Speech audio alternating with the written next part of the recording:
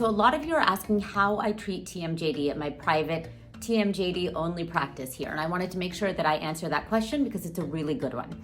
So first and foremost, we always take a very, very thorough history at the examination. So the history is so important because there are so many different ways that people can arrive at the pain and dysfunction that they're experiencing in their jaw joints and in the muscles that surround the head, neck, and jaw.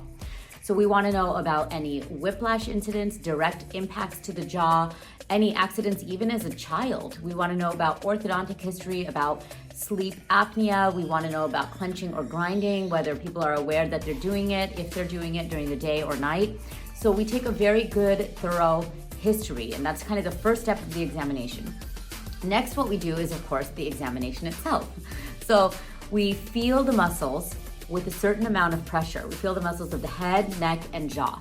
And we ask our patients to tell us whether they feel just pressure, tenderness, or if they feel a little pain or a lot of pain. So we have them graded on a scale of 1 to 3, where 1 is a little tender, 3 is painful, and 2 is in between. Technically, I should be able to apply 3 to 5 pounds of pressure on these muscles with people only feeling pressure. So if you feel your own masseters, if you feel your own temporalis muscles, if you're feeling pain and tenderness when you palpate those, that's not a good sign. That's telling us that the muscles are in a dysfunctional, in a spastic, in an unhappy state. Once we feel the muscles of the head, neck, and jaw, we check the jaw range of motion with a very specific range of motion scale that we have here. We measure opening and lateral right and left excursions, as well as forward excursions sometimes. Once we have those measurements, we then feel the joints in a couple of different ways.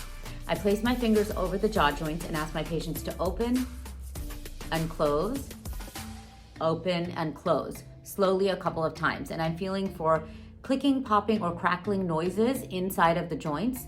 And I'm also watching to see if there's deviation. If you were watching me, I usually deflect a bit to the right. So I'm looking for deviation and I'm looking for deflection on opening. After we do that, we actually do a postural exam with the patient lying down. So we have everybody lie down and we check leg length. We assess the hips. We look and see if one shoulder is higher than the other, or if the head is tilted or rotated on its axis. So we're looking for a lot of different things during this exam because they can all play into the TMJD. Once we've done a good exam, we can actually diagnose the patient. And the way that we diagnose and look at cases is based upon degree of difficulty, with 4 levels, 4 being the highest. So I'll make a separate video about that, but I hope this helped clarify what we're doing in our examination process, and I'll make another video about the 4 different levels of treatment that we have here at the office. Thanks, guys. Make sure to follow, do all the things, comment below with any questions, comments, etc. I'd love to hear from you.